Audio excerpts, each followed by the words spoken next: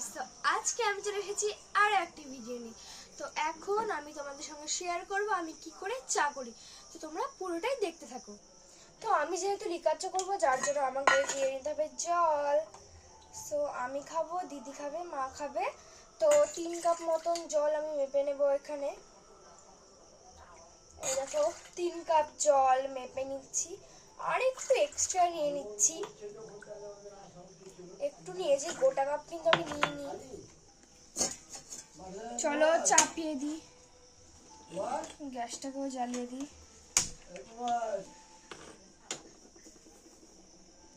তো গাইস, এদিকে আমি চা করছি আর এদিকে মিনি চলে এসেছে। এই দেখো, হাই। যেই একটু গেটটা খোলা পেয়েছে আবার ঢুকে পড়েছে, মা দেখলে আমাকে বকবে। আয় আয় আয় আয় আয় আয়। তো গাইস, আমি তাড়ি দিয়েছি, ওকে ছাড়ো। এবার জলটা ফুটে এসেছে, চলো এইদিকে দেখা যাক।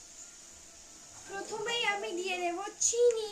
তো চলো আমি স্বাদ মতন চিনি দিয়ে দিচ্ছি। আমি মোটামুটি 2 চামচ, আর সামান্য একটু দিব। যারা একবার চিনি খাও না তারা একদম কিন্তু দেবেই না। আর আমি একটু চিনি খেতে ভালোবাসি, যার জন্য আমার জন্য একটু চিনি। এ দেখো কি দারুণ করে ফুটছে। তো যেহেতু মা একটু আগে রান্নাঘরটা মুছছিল, তার জন্য আমাকে মা বলে রান্নাঘরে একটু ফ্যানটা চালিয়ে দিতে।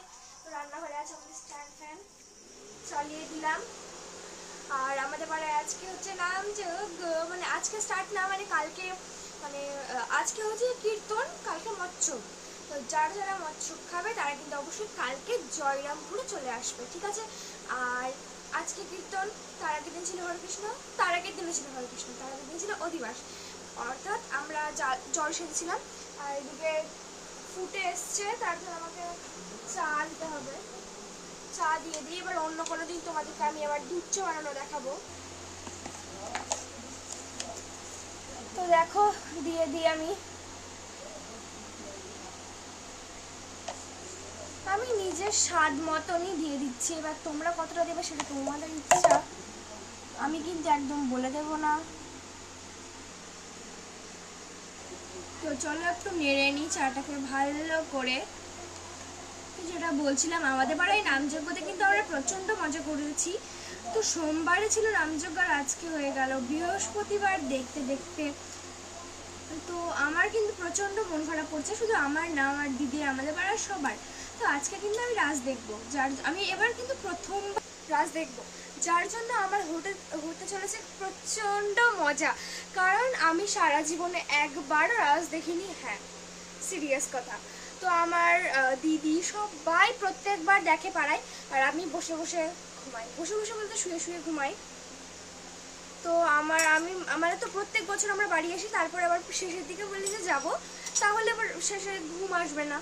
তো আমরা আসি, দিয়ে মা দিদি উঠে পড়ে, আমাকে কতবার ডাকে, এত মানে শুধু ডাকতে চলে যায়। আমি বলি না থাক, পরের বার দেবো, আর ভালো লাগছে না, যার জন্য আমার আর দেখাই হয় না। তো এবার আমি মন ঠিক করেছি, আমাকে দেখতেই হবে।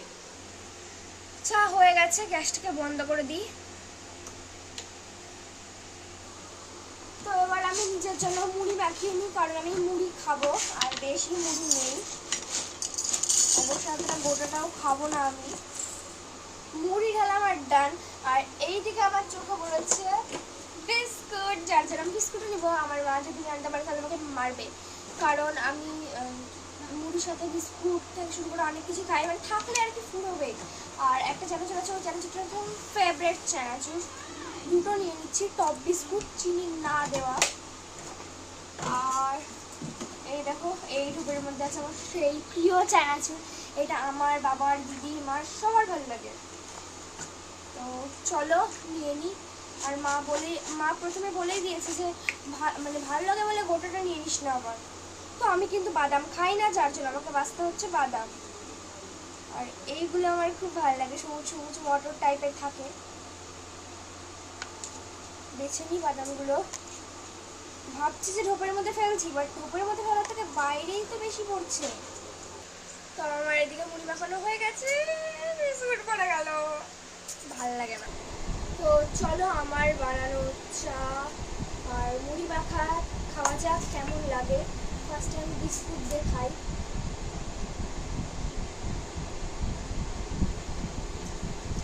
দারুণ হয়েছে। তো তবুও মা আর দিদি বলবে চিনিটা বেশি হয়ে গেছে।